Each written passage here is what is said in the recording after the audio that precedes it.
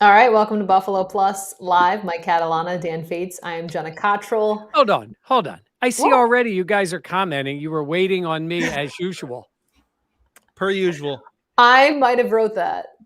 Just Yes. maybe. We were waiting on you though. Yeah. Well, I was at the studio. We We have were. to. Somebody was working. Somebody was working. No, everybody was working today. It's just, you know what? We just are doing it this way. This is the way we're doing our show, and so we're looking forward to it.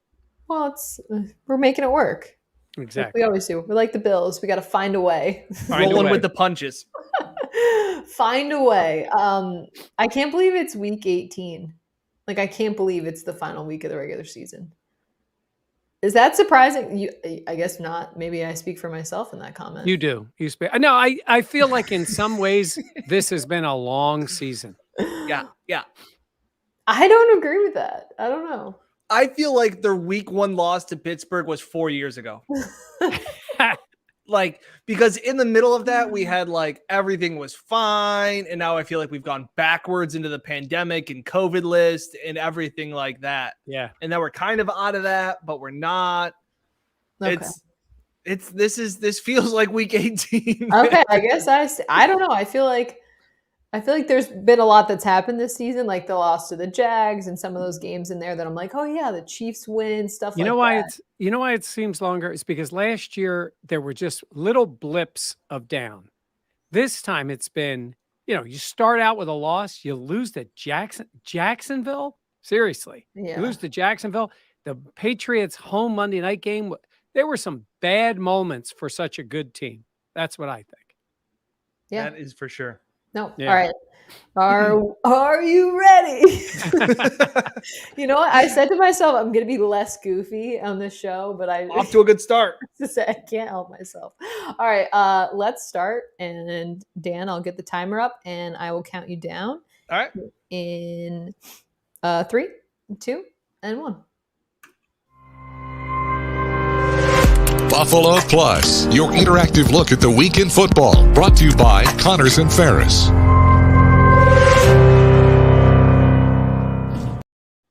Welcome into Buffalo Plus, presented by Connors and Ferris. Mike Catalana, Dan Fates. I am Jenna Cottrell. An important week ahead. The Bills with the opportunity to win the AFC East, the title for the second straight year. Of course, it comes with a win against the Jets. That's one of the ways they can get it done if the Bills control their own destiny. And we know, Mike, they love to do that. This is the third straight year the Bills in the playoffs, 4 out of 5 under head coach Sean McDermott. Just what do you make of the standard of the fact that the playoffs are now exactly that? Yeah, you think about it. When Sean came in, you know what the Bills were, right? And it felt like a minor miracle when they made it into the playoffs. And now it's assumed. And I think when you do that with a franchise, that takes some work. And that takes, I have to say, that part of the process has worked because these players come in expecting to make the playoffs, but it is a goal. Look, you don't make it every year. They've made it 4 out of 5. But we're talking about a franchise that the playoffs were the goal. The absolute goal was like, if they could just make the playoffs.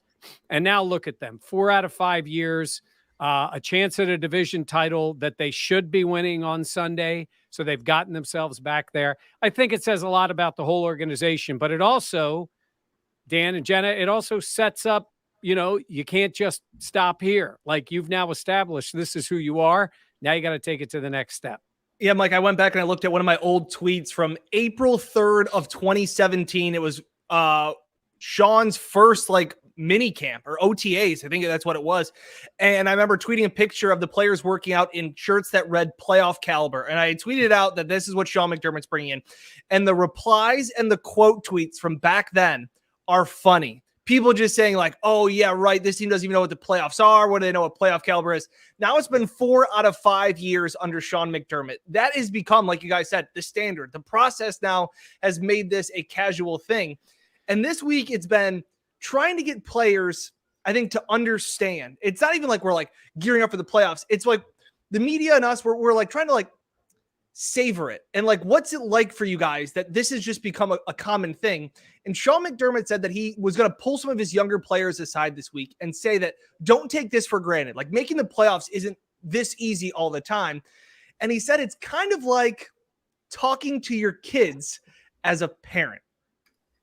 You try and tell them, and I think they shake their head, yes, I got you. But they're really inside going, I'll be different. And to be honest with you, I was different when I heard that years ago too. Like, nah, I'll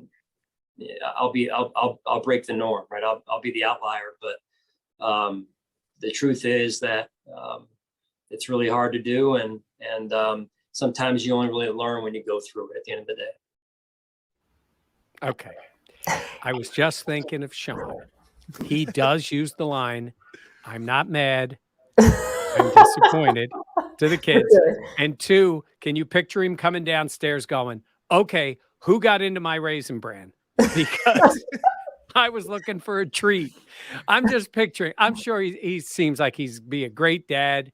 Yeah. And the kids would, learn a lot from him and all. But imagine being in that spot.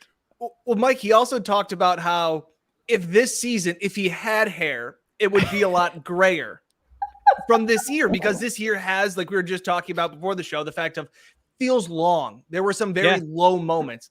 And he said, though, that gray hair is wisdom, Mike. 100%. So, I even said, I think he's right.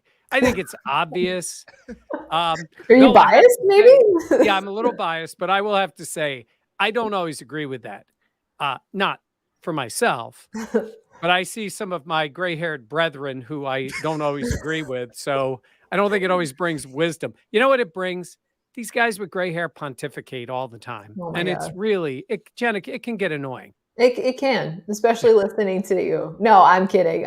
Look, Sean McDermott, he knows what a process is. And it's funny, they even talked about, this week about how much trust the process was said when Sean McDermott got here. But we got to talk to Jordan Poyer this week, a guy that was on that 2017 team that broke the drought. And he talked about now how, the floor is making the playoffs and how this team wants even more than that. It's a fun line of enjoying the moment, appreciating, what you have, and but then also understanding, it's a playoff time and season, January football, the urgency's got to continue to go up. Games it's not going to get any easier, and so I think just continue to have that strong mental mindset, going into this last game, going into the postseason.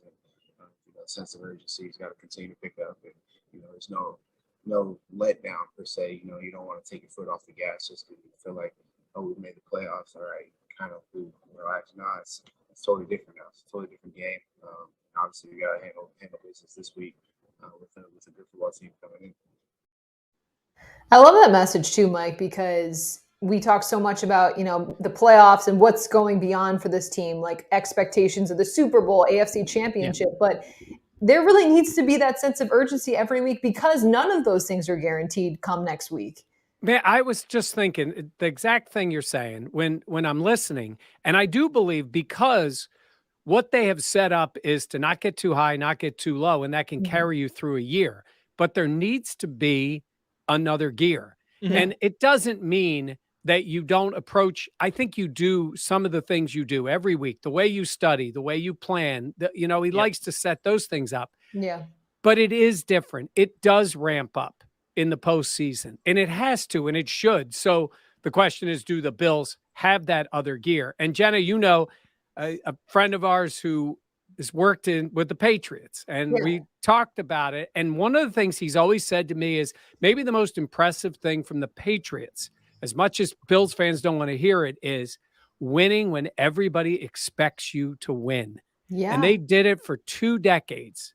And that is really something. And, I said to you guys earlier, the Bills becoming more like the Steelers long-term, meaning like you just set this standard of winning, and there are moments that you've got to ramp it up. And maybe the Steelers didn't do it as much as the Patriots, but there is something to be said for that consistency. But Dan, also being able to say, okay, we did it at 100.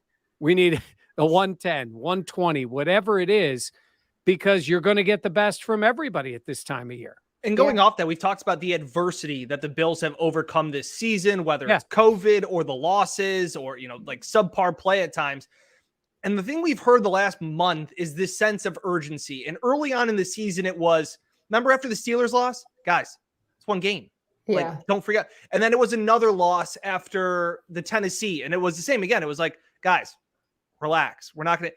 And then all of a sudden, I think it was the Monday night loss that it was like, hey, Mike, I remember you asking the question, like, you can't just keep saying it's just one game. Like, those one games are going to add up. And there's been this sense of urgency around the building. And players have said that over and over again.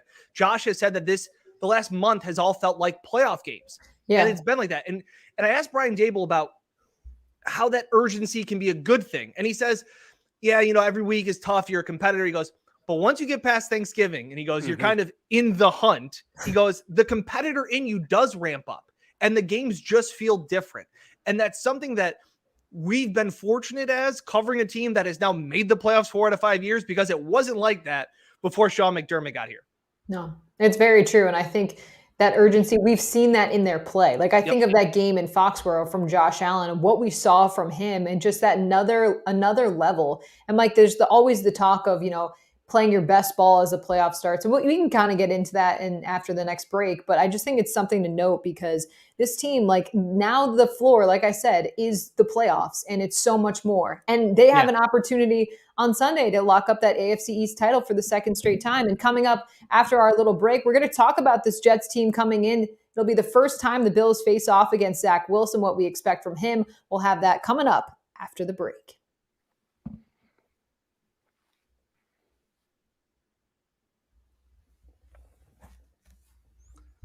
Look at that 16-year-old quarterback. Yeah. What a guy. I was saying, and I'm going to mention it too in the next segment, is just the idea that, Josh Allen as a rookie, last game of the year. I tried to ask McDermott about it. I was a little clumsy in the question, I thought, but I wanted to ask him, like, what it's like when the other team is not even about the other team. It's the last game of the year, when it's easy to have one foot in the bus or one foot on vacation. I don't think that's what's you say going to be golf with the clubs Jets. in front of your locker. Timmy Tough. Let me just go off on Joe Judge, please. Yeah, you haven't done it in 16 hours, so it's no, I did it on the radio earlier today. So yeah, I just had to. Clown Joe show. Judge, Timmy Tough Nuts. Timmy Tough Nuts. But that's when I say, like, and you know what? Give Sean McDermott credit for that. He really never goes down that road of trying to talk like he's got it all figured out. He sets a standard. The players adhere to it. He lets them be leaders. That's the way you have consistent winning, I believe. And and that maybe is, I think, honestly, last year I thought Bean had a better year than McDermott. This year I think McDermott's had a better year than Bean, if you want to talk about the two guys running the franchise. Shout out Greg Gonda. Great questions this week in Zoom calls. I appreciate that. More specifically, I was the Big J journalist that asked Micah Hyde if it's hard to be a dad and be a football player.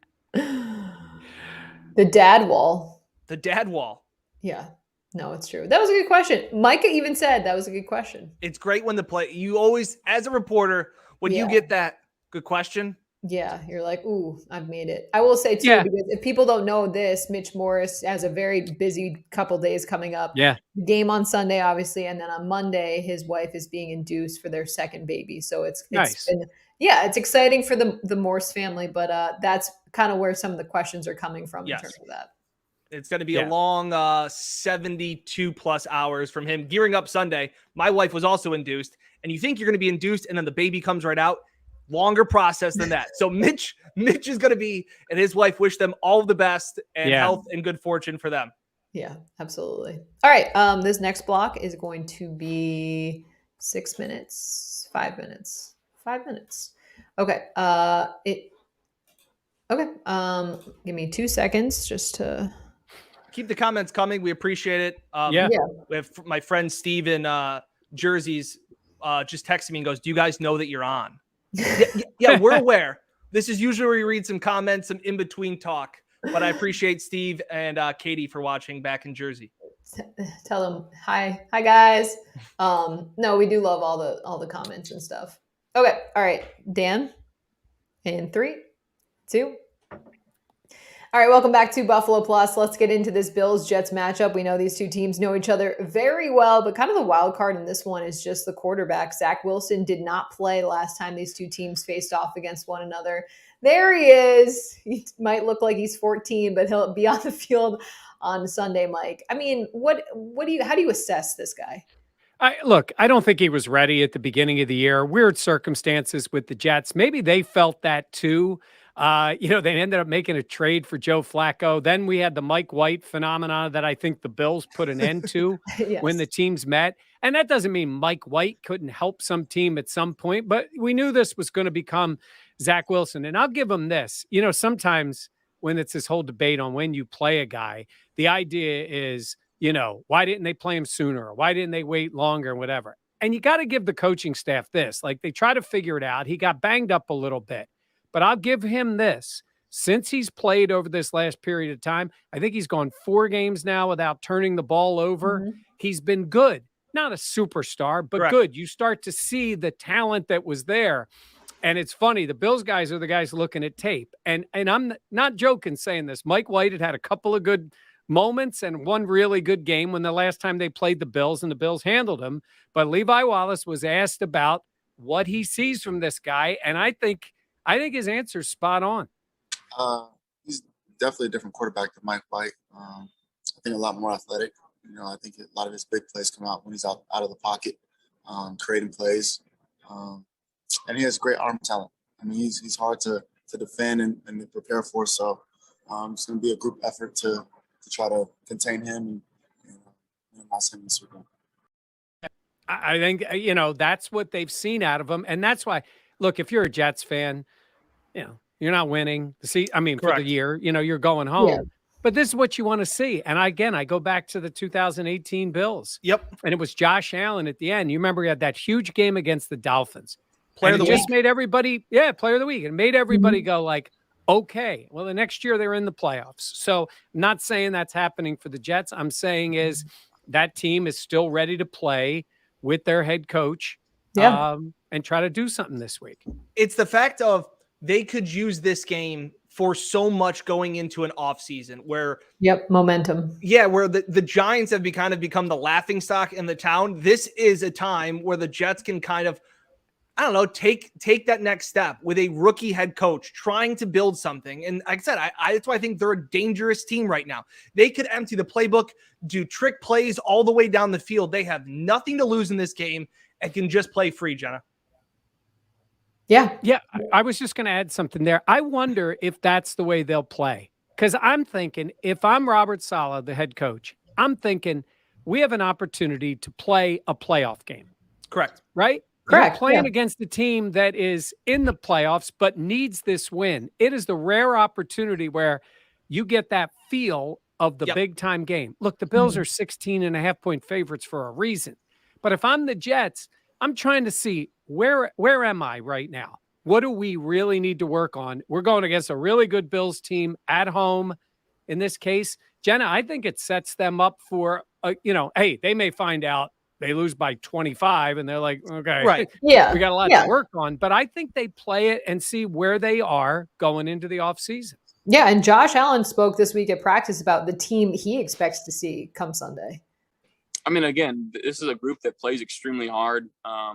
Obviously, they took Tampa down to the last 30 seconds, and they had their opportunities in that game. But it's a hungry defense. Their coach is extremely energetic, and we know that they're going to be pumped up and ready to come play and try to take the division away from us at home.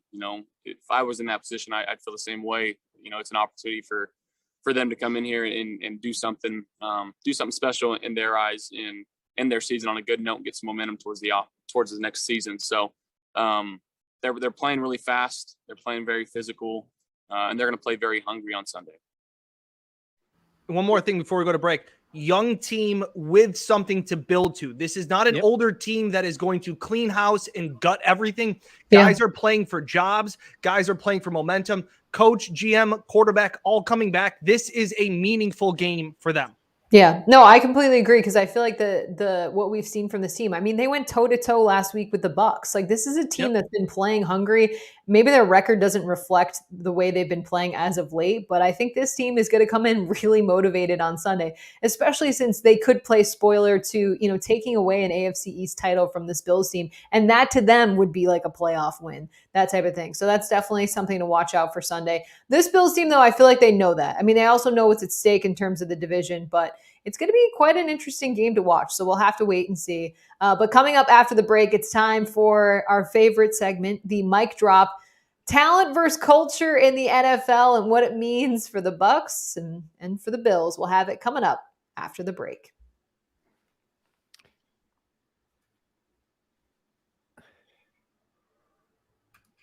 Okay, Dan, Jenna, I just got a text from my mom who is watching. Tell Terry I say hi. And you could tell her she's listening. And she said, I was just wondering the same thing. Do you guys know that you're still on? It's amazing. We do. Yeah. So she is a Buffalo Plus subscriber and a loyal watcher. So Hi, Terry. Yes, Mom, we know we're on. Oh, that's we so have to cute. execute, Bobby. Execute. Oh, look at this. James is saying hi. Hi to my mom. Everybody, Oh, a lot of that's so sweet. Hi, Mom. Yes. Kevin Waller, the Dable slander doesn't fly here in the Buffalo Plus YouTube channel. Who's slandering Dable? I didn't like Dable's play calls against Atlanta when Diggs was supposed to throw. Well, that's an interesting one. When you think about that play, Jenna, and you're saying to yourself, man, they try this thing with Diggs. Guess what? They turned the ball over on a regular old Josh Allen throw right before half. Like, yes, you could say that those plays maybe weren't the best, but what got them in trouble in that game was not trick plays or trying something different. It was, and let's face it, Josh had a rough few minutes there between the end of the second quarter and the third quarter. You turned the ball over three times. Sure. And if you take the fumbled punt, you basically turn the ball over 4 times. That's what keeps Atlanta in the game. And you know what? That'll keep the Jets in the game too. Yeah. Sinclair saying, did Diggs get his car out of the snow? Supposedly that wasn't him. Yeah, boy, didn't it? It did kind of look like him. It looked like, and I don't know how many. Well, it looks like I don't know how many Ferraris are driving around Buffalo, but unless he just meant he wasn't stuck. But he said I was at practice, so I don't. Could he have somebody driving his Ferrari? Is that a possibility? I guess there's not that many Ferraris cruising around. Buffalo. Mike, you let me drive. I mean, you let Mike or myself and Jenna drive the Tesla. I didn't drive it. I just maybe that's what good. That's good leadership. That's good leadership. You got to drive it? I believe I offered you to drive it. You didn't drive it? No. I've already driven a Tesla though. Oh. By the way, Jenna doesn't even want to drive when you and I are in the car with her with the Subaru. No. I hate driving. Driving Miss Daisy. Driving Miss Jenna. Up to Buffalo. Okay. This will be 5 minutes. Oh, Elijah's saying this. Yeah, interesting is another word. Yeah.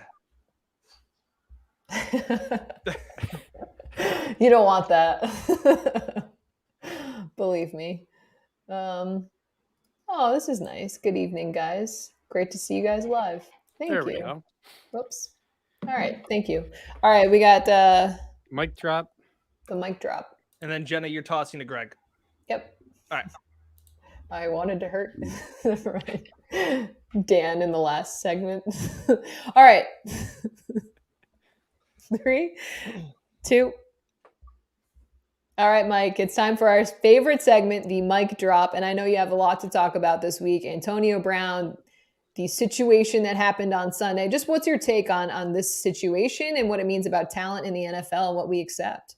Yeah, what we accept. So years ago when Greg Williams was a Bills head coach, I did his radio show for a couple of years, and I would get a chance to talk to Greg about some of the stuff. And if you guys remember, Bills fans, after Drew Bledsoe left the Bills, he went to the Dallas Cowboys. And Greg was telling us that on the field before the game, he was talking to Bill Parcells, and he said, how's things with Drew? And Parcells said, we're all victims of talent. And I think what he meant was, and at least Greg took it that way, is Drew Bledsoe was a mega talent. Now, I am not in any way, shape, or form comparing Drew Bledsoe to Antonio Brown, other than the fact of NFL coaches and NFL teams will always go for the talent. And Drew Bledsoe was a great talent. So is Antonio Brown. Likely, probably should be a Hall of Famer with his stats. But when you talk about an NFL team, Drew Bledsoe was never a culture problem. Antonio Brown has been that. And when you walk out on Tom Brady, you start to say to yourself, man, if you can't make it work with Tom Brady, who are you going to make it work for? And it's not just a one-time incident. And I think what the Bills have built, building on culture, and maybe taking some opportunities to look for talent, and not finding the right fits, I think it shows you that you certainly need ability. You're not winning without talent. But Stephon Diggs is a good example. Some people questioned what he could be. He gets in Buffalo, he sees the culture that's built there, and he steps right in. And now you look back and you go, what were these people talking about with Stephon Diggs? Yeah. But in this culture, with the kind of guy I think he is by his true nature, it works so well. I hear Bills fans talking about maybe they go get Antonio Brown. You don't want any part of Antonio Brown now in a playoff run. Yeah. You have the guys, you have talent, you have the right combination of talent and culture.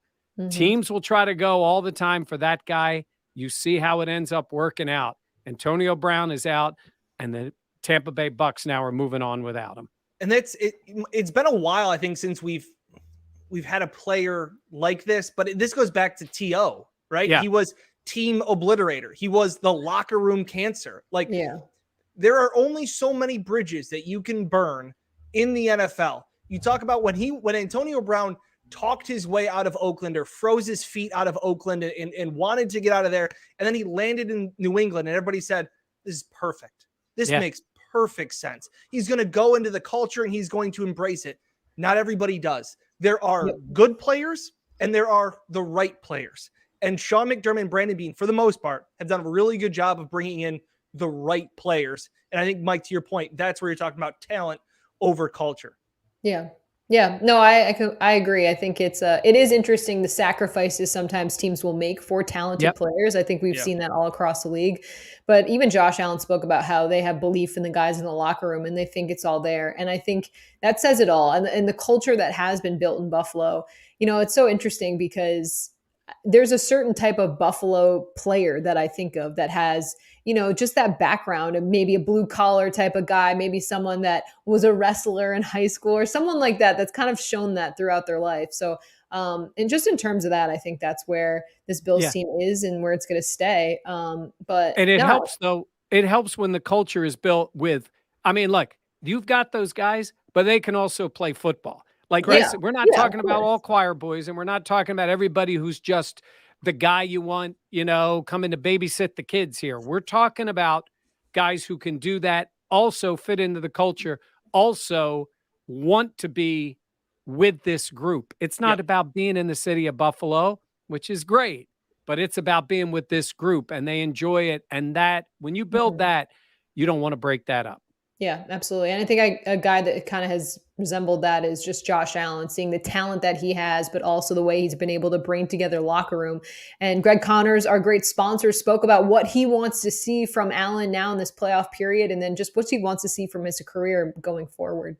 Really, I think this year we will see Josh's maturity. I'm hoping, I'm praying we'll see that maturity from this game against the Jets in through the Super Bowl. And he'll make good decisions. He'll get confidence in making better decisions. And then that will help him make even better decisions in those tighter situations. That, to me, will really dictate how will Josh Allen's career go moving forward, is how he does starting this week and then into the playoffs. Yeah. Yeah, I think that says a lot about where we can expect Allen to go and what it will mean for his career. But first, they got to get through Sunday. And coming up after the break, we're going to have our picks and predictions as Gabriel Davis breaking it down at practice. We always love to see that. We'll have our predictions for the game against the Jets coming up.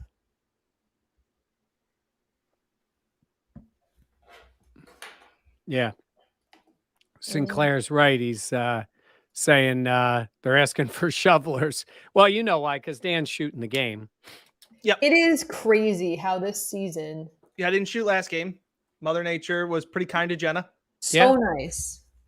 Can I just finish one more thing on the Antonio Brown thing that, Mike, and I know I think you touched on it too in one of your tweets, talking about this, like he may have some mental health issues that he needs to address. And I think universally across the board, everybody wants a player to be okay. His teammates, even Tom Brady, even after Antonio Brown threw him under the bus by screenshotting some text messages, and Tom Brady still is coming out, taking the high road, saying like, we just want what's best for him and all those things.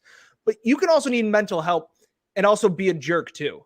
And kind of lose the benefit of the doubt to some respects, to where Antonio Brown saying that the team didn't understand his injury and all of these things. And the more and more comes out, this guy has a past of sexual harassment, of lying, of all of these things, where it fake is a COVID card this year. I mean, and like I said, for me, it was very odd waiting 5 days to issue an apology or to screenshot. Hey, Mike, it's DF. Just let you know, these things. Very strange situation. Again, I will be as well as anybody else saying that if he needs mental health and mental help, be the first to get it. But at some point, you kind of lose the benefit of the doubt at this point. I agree with that, but I think that will take care of itself in terms of the league. Like, I think in my opinion, like his reputation is out there, and I don't think another team will take him on in that situation. But again, Dan, if they do, that's on them. Well, think about it. That's how I view it. Like, first of all, you're right, Jenna. For this year, I mean, come on. If you're a team, first of all, if you're a team that isn't in the playoffs, you're not touching him right now. And maybe at some, but if you are in the play, I mean, think about who's in the playoffs that says we want Antonio Brown to come in. Like, I don't see any team doing that. And then you have to wait to see. And to your point, he's been, okay, where do you want to go? And he goes. I mean, somebody tweeted out, I thought it was one of the all-time great tweets. Mike Tomlin putting up with Antonio Brown for 9 years is one of the all-time greatest coaching accomplishments. And Le'Veon Bell, that whole situation. Like, he had a lot of those guys there. But then you get this opportunity twice with Tom Brady. Tom Brady. Who is that? How many guys? Tom Brady had him live with him. Live with him. How many guys have you said through the years in the league said, man, I hated playing with Tom Brady? Like, we can complain all we want, because if you're Bills fans or you cover the team, it's like Brady, Brady, Brady. The players love playing with Brady. I mean, it's rare when it doesn't work out with Brady. And it's funny, he was complaining about targets. And what's Brady's reputation? Who does he throw to? Whoever's open. Yeah. That's Brady. And you're complaining there. So you start to say to yourself, which quarterback, again, could the Green Bay Packers pick him up? Right? Sure. Yeah. I mean, you got Aaron Rodgers, who's, whatever. And then you've got the other side. Yeah. Could they? I guess. Right. Do they just say that? But you're a number one seed already. You got that room the way you want it. I don't think anybody's going to do that. But I agree. We'll see. I don't either. But again, we will see. And I guess we'll have to wait, which I know so many people love to do. I am scrolling back because I want to make sure that I pull out this comment. Oh, that's very nice. Thank you, Kevin. A lot of love. Is that... Somebody sent a message. It said, Jenna, how are you? I thought it said, Jenna, how tall are you? I'm tall. I'm 5'9". People think I'm always standing on a box when I'm next to you guys. But that is not the case. Okay. All right. Maybe I can't find the comment. But it was from Julie Traybold saying, hi, sports team. Well, hi to Julie. To say. I can't find it. But Julie, we're thinking of you. So thank you for commenting. Also, people are saying my hair looks gray. It is a little bit of a lighting issue. We have addressed this. Maybe it's you're showing wisdom. I have so much wisdom. Mike, I guess I'm coming for you then. Look out. Look out. The other day, Jenna, I was at the station about 2 weeks ago, and Jenna's like, your hair's gray. I was like, yeah, thanks. I'm aware. Like, I don't know it. That was the last time we were. I guess it was a compliment. She was saying I have wisdom. By the way, no. our friend Josh Reed from Channel 4 in Buffalo commented that to Sean McDermott after I said about that he didn't have the gray. And I texted him and I sent him a message and said, it's going to come for you and it's going to be fast, Josh. It's got the two little ones. Oh, yeah. Oh, yeah. Graying up quickly. Yeah. Could be a just for men situation. Yes. I'm suspect. All right. So the final block is 3 minutes. We also have to do the injury report. So just a quick reminder. Do we want to start with that first? Yeah. Why don't we start with the injury Go ahead. report? Okay. All right. You are medicine. Okay. All right. In 3, 2. All right, welcome back to Buffalo Plus, presented by Connors and Ferris. We want to do a quick little injury report presented by UR Medicine Sports Medicine. Not a lot of guys on the list there, but one that stands out to me, Dan, is just Emmanuel Sanders. Yeah, still battling this sprained knee. He played through it a few weeks ago. It's been lingering. Luckily, Cole Beasley, Gabriel Davis were able to come back last week. I think this is a case, guys, where you can rest him and kind of just get Sanders healthy. Yeah, no, I agree. Mike, what do you think in terms of the injuries? Yeah, I think they're in pretty good health. And knock on wood for them, the COVID issue has not really hit them. So that's a plus too, because that plays into it as much as anything. So we'll see how it plays out.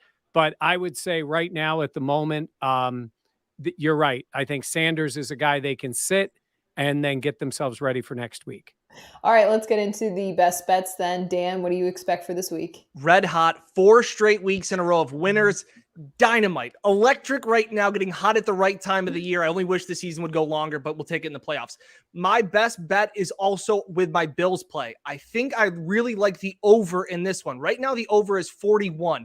I think that will drop as the weekend goes on because the weather is supposed to get worse. But even on the slippery surface last week at Highmark Stadium, we saw plenty of points. I think this one, you can probably get this at like 39 by the time the kickoff. I like the over. And I say that, Jenna, because the Jets defense stinks. And I think the Bills offense will try and get more momentum, stay hot. I think the Bills score 30 in this one. And to Mike's point earlier, Zach Wilson hasn't been as bad as the Jets defense. They've been scoring some points. I like this one to be 30-20, a somewhat high-scoring affair. Maybe the Bills pull some starters in the defense in the second half. Points in this one, like the over, like the Bills. All right. I also like the Bills in terms of my pick. I have them winning 27-17. And I think that Jets touchdown, it'll be kind of a who cares touchdown later in the game because I expect the Bills to have some guys sitting later on in the second half. I just think that in terms of the matchup, the Bills won't look at this as a trap game because they know what's at stake in terms of the division. They want that back-to-back AFC East title, and they want to do it in front of Bills Mafia. So for that reason, they're the more talented team. I think they're the more motivated team. I have them winning again 27-17. Mike, what about you? Yeah, I've got the Bills taking care of business in this. I do think they respect the Jets. I think they feel like the Jets will play hard, and that's where it starts. You got to respect the opponent, and I think that'll help. I've got them winning 34-13, and that would mean the Bills would clinch at home. And you guys remember we were there, the 1995 game when the Bills clinched the division title. No? Maybe I was the only one there? Nope. I was 4. Nope. Okay. Nope. Okay. All right. I was there. Yeah. It'll be quite a game on Sunday. Thank you so much for watching Buffalo Plus from Mike Catalana and Dan Fates. I am Jenna Cottrell. We'll have plenty of post-game coverage on the Buffalo Plus YouTube channel.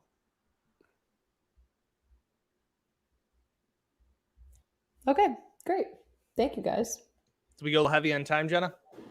No, it was fine. I just was like, I don't think I have time to say goodbye. Get out of here. I'm so scared. No, I didn't look down. I'm so bad at timing these anyways. It's pretty embarrassing, but we always make it work. You're even worse at rolling video. Let's see what we got for some comments here. What do we got? Will we be featuring the run on You're Sunday? Welcome. Rick. I think they're going to, I think they will try to do that, but you can throw on the Jets. Forgiven, Jim. Thank you. You can do whatever you want against the Jets. This defense is not very good. They're tough. I don't think that's going to be the score. That would be the over, right? Yeah, that would cover. Yeah. That's an over and a cover. The Bills 16-point favorites, 16.5. That to me is surprising. The Bills have isn't that been a high number. the Bills have been favored 4 or 5 times by 14 plus points. They're one of the first teams. They're only like the third team in history to be favored by that many times. Hold on. There it is. That was me. That was me, Chris. I don't remember it that way, Dan. I Do you? started No. this channel. Not at all. That was all my idea. I got laughed at. Oh, Bobby's question. Jenna, you gonna wear the scarf? How is the Jenna scarf not have a Twitter account yet, right? It should have a Twitter account. It really should. I had Stephen Bond, our good friend, said that it looked like a neck brace. Dan, do you want it for Sunday? No, I'm good. I appreciate that. Hey, heavy duty. Wait a Gotta be minute. ready Can for you- those elements. Hold on. I want to see Dan with the hoodie and a scarf I combo. love that. The Jenna scarf. Coach McDermott. Matching Matching gloves gloves. this time for Jenna. I'll be in the studio. It's Dan Fates out on the field. So, Yeah. yep. Dan will have the beautiful weather on Sunday. What is the weather expected to be? Rainy turning to snow. Lousy. Disgusting. Yeah. 425 start. I don't know. I don't know where even most of the fans are. Look, if I'm sitting at home, I kind of like the 425 start. That's cool. You know, you can keep an eye on some early games if you want.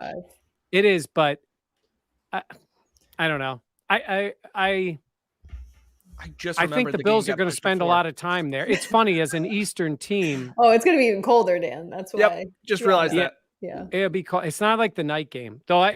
I'm not thrilled with the Monday night game in the playoffs, if that's what it is. I'd rather them play Sunday at 1, but we'll see if it's the Patriots. I think if it's the Bills and the Colts, I think that game's got Sunday at 1 written on it. Yeah, I could see that. And I don't want them messing with Monday, because think about this. If they were to play Monday night in the playoff game, they're likely on the road. I mean, they are going to be on the road in their second game. I mean, right? So, right. Yeah. And you're on the road, and I don't know, tough. short week, but we'll see. I don't like the Monday night game either. Yeah. Mostly because it's just the first time ever that they've done this. Really late night. Yeah. Not that Jenna gets tired. Not that fans. It's cranky. Well, then everything's closed to eat. How about this? This is funny. Rather play at Indy, can we defer? That stadium. I don't think they let you do that, but yeah. But we'll see. Shout out to Ian Gallagher, who's watching. Yeah. Faithful Ian just sent me a text. So. Oh, hi Ian. Love Buffalo Plus, favorite sports show, hands down. Thank you, Glenn. Thanks, Glenn. That's very nice. She gets hungry. Oh, we know that. That's just funny. Okay. All right. Well, we appreciate your guys's Support. all of the input from everyone out there. So thank you so much. Why are you laughing? Way to wrap it up there. Yeah, way to have energy there, Jenna. Sorry. We thank all of you for everything. Well, I said guys, and I felt like I should say like something else. Like I didn't even comment on the one person that said Jenna had a brownie. We I kept the saw high that. comments out. Well, let me tell I you didn't have a something. brownie. Knowing Jenna, it begins with the actual brownie. Yeah, no, I mean I had a cookie before. But I'm trying to be good in the new year. So it was a Quest cookie. It's one of those like healthy cookies. Really? Yeah. How long's that lasting? I don't know. I'm trying. Hey, I got sushi for dinner on Sunday. Just did? Happened to be a family pack. And she housed that whole thing. Maybe. All right. Can neither confirm nor deny. All right. Thank you guys. Thank everyone so much for watching. Please be sure to like, comment, and subscribe too. I know we talk about it all the time, but it really does help our channel. Dan and Mike will be at the game on Sunday. I will be in studio. We'll have all the post-game coverage up on Buffalo Plus, as well as some pregame stuff for you guys to look at, and a more expanded look at our picks for Sunday. So we'll have that coming up on Buffalo Plus. But thank everyone so much for watching. We will catch you next time on the Buffalo Plus channel. Was that